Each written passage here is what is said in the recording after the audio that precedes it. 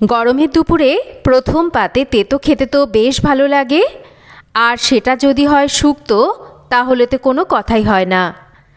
আজকে আমি আপনাদের বানিয়ে দেখাবো একদম গরমের দুপুরে খাওয়ার মতন পারফেক্ট একটা কম তেল মশলায় সহজ সুস্বাদু শুক্তোর রেসিপি।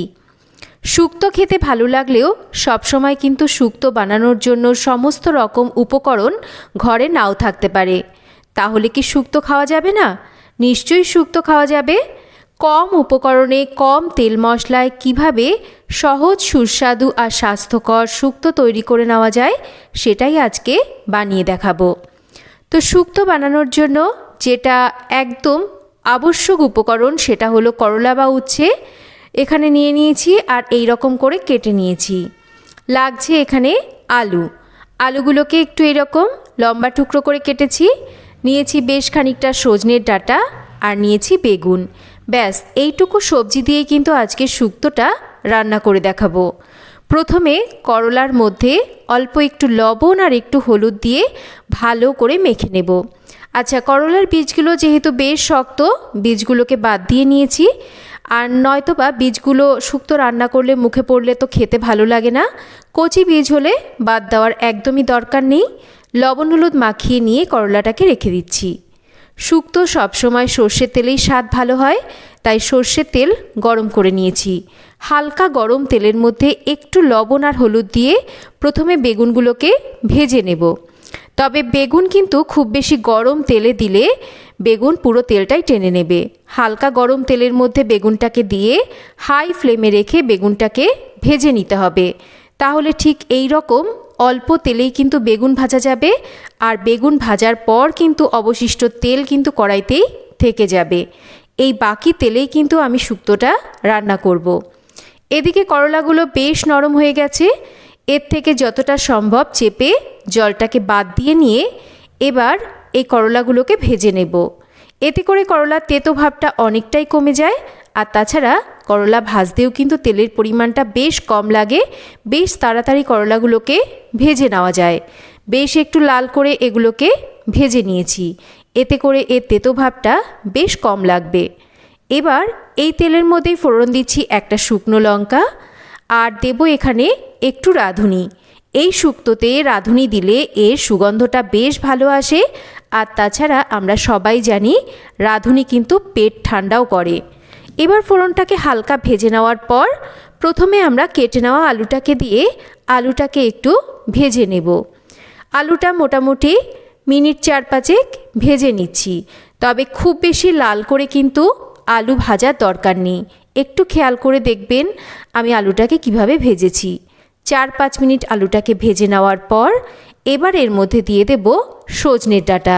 তবে সজনের ডাঁটাকে কিন্তু আমি ভাজবো না। আমার মনে হয় সজনের ডাঁটা ভাজলে এর স্বাদটা নষ্ট হয়ে যায়। 1-2 বার ডাঁটাটাকে আলুর সাথে নাড়াচাড়া করে নেওয়ার পর এর মধ্যে দিয়ে দিচ্ছি কিছুটা জল।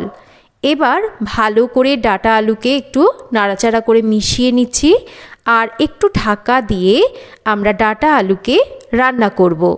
ততক্ষণ শুক্তোর জন্য আমরা একটা মিক্সিং জারের মধ্যে নিয়ে নিচ্ছি 2 রকম সর্ষে। এবার বেশ খানিকটা জল দিয়ে সর্ষেটাকে মিহি করে বেটে নেব। সর্ষে কিন্তু আমি বেশ একটু বেশি জল দিয়ে বেটেছি। দেখুন সর্ষেটা বেটে নিয়েছি। এবার একটা ছাঁকনির মধ্যে বেটে নেওয়া এই সর্ষের পেস্টটাকে ঢেলে দেব। আর সর্ষেটাকে একটু আমি এরকম ছেঁকে নিচ্ছি। এতে করে সর্ষের এই খাড়াটা আলাদা হয়ে যাবে। আর এই যে সর্ষের যে বেটে নেওয়া যে বাকি অংশটা সেটা কিন্তু রান্নায় ব্যবহার করব। খাড়াটাকে ফেলে দেব। এই খাড়াটা যদি রান্নায় দিয়ে রান্না করা হয় তাহলে কিন্তু অনেক সময় খেলে এতে অনেকেরই গ্যাস, অম্বল, অ্যাসিডিটি এই সমস্ত সমস্যা হয়। তাই খাড়াটাকে কিন্তু বাদ দিয়ে নিয়েছি। এদিকে আলু, সজনের ডাঁটা এগুলো কিন্তু সুন্দরভাবে সেদ্ধ হয়ে গেছে। দেখুন দেখিয়ে দিচ্ছি।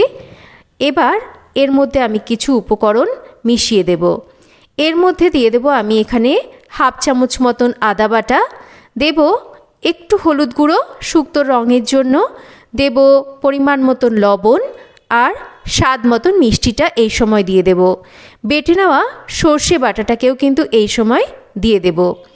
এবার আমরা গ্যাসের ফ্লেমটাকে একটু মিডিয়ামে রাখবো আর একটু ভালো করে নাড়াচাড়া করে এটাকে 3-4 মিনিট রান্না করে নেব।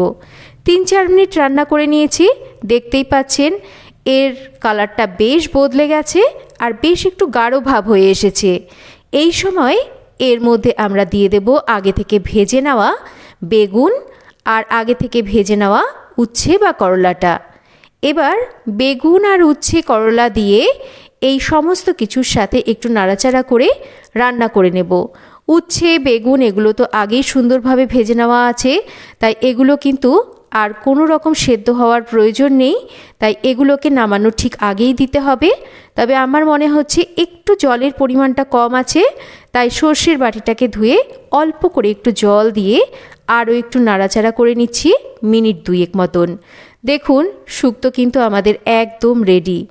একদম কম উপকরণে কম তেল মশলায় দারুণ স্বাস্থ্যকর আর সুস্বাদু এইভাবে শুক্তো কিন্তু আপনারা বাড়িতে তৈরি করে নিতে পারেন। এই গরমে শুক্তো খেতে তো ভীষণই ভালো লাগে, আর আমার মনে হয় বাঙালিরা প্রত্যেকেই শুক্তো খেতে বেশ পছন্দ করেন। তো আজকের এই শুক্তো রেসিপিটা আপনারা অবশ্যই বাড়িতে একবার বানিয়ে দেখতে পারেন। আশা করছি রেসিপিটা আপনাদের সবার খুব ভালো লাগবে। তো কেমন লাগলো আজকের এই শুক্তো রেসিপি একটা কমেন্ট করে জানাবেন। আর শুক্তোর রেসিপি যদি ভালো লেগে থাকে তাহলে একটা লাইক করবেন আর রেসিপিটা শেয়ার করবেন। আর যদি চ্যানেল সাবস্ক্রাইব করা না থাকে চ্যানেলটাকে সাবস্ক্রাইব করবেন। সবাই ভালো থাকবেন। আবার ফিরে আসবো এই রকমই একটা নতুন কোনো সুন্দর রেসিপি নিয়ে। ততক্ষণ সবাই ভালো থাকবেন, সুস্থ থাকবেন। আর এতক্ষণ আমার সাথে থাকার জন্য অসংখ্য ধন্যবাদ।